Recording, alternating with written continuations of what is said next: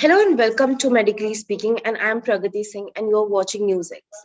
Today we are discussing sexual and reproductive health. For the same, I have urologist Dr. Vijayanta Govinda, urologist and andrologist, director of Govinda Medi Center and New Delhi Andrology Clinic. Welcome, sir. Thank you. Thank you for having me on the show. So my first question to you is, loss of libido is common problem that affects men and women at the same point in their life and becomes a cause of many distorted relationships. What are the physical factors that cause this and how can this be cured? तो जो libido loss है, loss of libido है, it is a very rampant problem, especially in metropolitan cities like Delhi. The main reason for this is one, high stress life. Second, sedentary lifestyle. Patients of this problem are not going out to exercise. They are sleeping late. They are not getting enough sleep. They are having a very sedentary lifestyle. They are not taking proper nutritional diet. There is a lot of stress. And more than stress, there is a lot of interpersonal anxiety that happens between the couple. So there are fights for financial reasons or for time or for personal ambitions. So all of this takes a big toll on their sexual life, which includes libido. So many men and women who come to my clinic to show, they say that they are not interested in meeting their partner or engaging in sex with them. The main reason that I find in them and many of them is that they're not coming home on time, they are working on weekends, they are not getting enough sleep, they're not going for exercise, weight gain is there. So all of these factors are very common. And in metro cities, as you know, things are becoming more hectic, these problems are increasing day by day. Yes, sir. So can antidepressants induce sexual dysfunction in males? Yes, so antidepressants will always induce sexual problems in men because antidepressants are basically numbing the mind. So what they are doing is that there are, even though the doctors or the pharmacists or the psychiatrists sell these drugs or tell these drugs that these drugs are meant to improve your happiness, or they are meant to improve your desire and all of this, most of these drugs have a negative effect on your sexual health. So people taking antidepressants will notice that they're not interested in meeting people, they're not interested in enjoying their partner, they're not interested in going out, and many of these antidepressants will indirectly or directly harm the patient's testosterone levels and also cause severe erectile dysfunction. So I get many men who don't have depression. See, one is those patients who have depression. In them, they are required. But nowadays in metro cities, there is fad of taking antidepressants over the counter. Somebody says you take the pill, it will help you. But these pills are actually harmful than beneficial. So always consult your doctor before starting any of these. Okay, sir. So female health rights are very often discussed and many people raise voice on the same. But hardly does anyone talk about male sexual health. Even patients may sometimes be hesitant to talk about the same, considering it as an adverse factor for their masculinity. How do you normalize or converse with patients for the same? So the one thing that is very common in my clinic is that we always try to make the man as comfortable as possible when he comes to meet me. The problem with India is that till now, male sexual health was confused with sexology. A lot of unqualified quacks who used to advertise on railway stations or give stupid diagnosis or mistreat the patient only for money, and that is why most men are very embarrassed, or they feel that if they discuss their sexual health, it's a taboo topic. But in my clinic, and especially in any good men's health clinic across the world, we communicate to the patient openly. We use the language the patient wants to speak. We discuss the topic in their own language. We have men of their age in the clinic, who are happily conversing with them as friends. And we don't treat them like patients. We treat them like friends.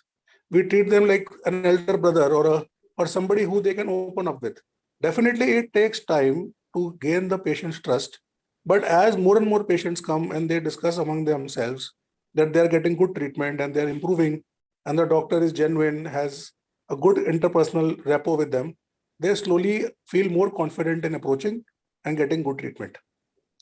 So the goal of any men's health treatment or clinic should be to treat the patient like a friend rather than treat the patient like a diseased person. Because many of that time they only have little psychological inhibition, and when you talk to them and explain to them things, they become all right. Okay, sir. So my next question to you is: vasectomy a safe and effective method of contraception for males, or are there any related risks? So vasectomy is the safest and the most easy contraception method for the male for permanent contraception. See, it is not a temporary contraception. So if your family is not complete, then vasectomy is not for you. But if the male and the partners have completed their family and they do not want more children, then vasectomy is the best solution, not only for the male, but also for the couple. The vasectomy is actually safer to do in the man than to do tubectomy in women. Yeah. So a good husband is the one who takes care of the health of his wife more than him. So for a vasectomy, it takes exactly 5 minutes. There is no stitches, there is no cuts, and the patients are back on their feet the same day. Versus a tubectomy where the female needs to go into anesthesia and she has pain and you go inside her stomach and do the surgery. So any good husband will always prefer vasectomy over a tubectomy. Vasectomy is safe, it is painless, it has no effect on the man's sexual life, and within a 5 minutes procedure, the couple can do family planning for the rest of their lives. And God forbid, if tomorrow, 5 years, 10 years, the couple desire another child by any reason, due to divorce or the loss of a child, vasectomy can be easily reversed. And the couple can then, the man can again become fertile within 45 days. So it is a safe, reversible, painless procedure that every good husband should adopt after their family is complete. Okay, sir. So what are the best ways to maintain a good reproductive and sexual health in men? There are some that the men can do in today's world to maintain a good sexual life. One, regular exercise. Second, healthy weight. Third, good nutritious diet. Fourth, avoid junk food. Fifth, do not smoke. Sixth, do not take alcohol. And seventh, to reduce their stress levels, taking good sleep, not going out every night for partying, getting to home on time, not bringing their work from the workplace, reducing the stress levels. So if any man follows these 7 simple rules, he will not only enjoy a good sexual health, he will also be able to, have a good sexual life with their partner also. Yeah. So as we come to the end of this conversation, what is your message to the viewers?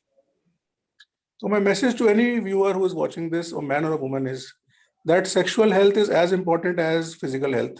If you are healthy and you are wealthy, but you're not able to have good sex, then there is no use of making so much money or being healthy. So you should focus on your sexual health. You should be able to enjoy sex, and you should also be able to make your partner enjoy sex. And if you are having any problems today, consult a urologist or a qualified doctor.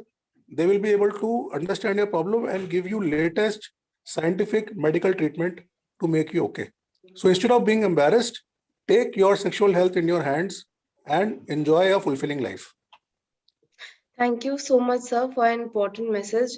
For now, I would like to thank you for your time, and thank you, viewers, for joining us on this special day. Do visit our website, medicallyspeaking.in, and follow us on Instagram, Facebook, Co, and Twitter. Thank you for watching. For more such videos, subscribe to the NewsX YouTube channel, hit the bell icon.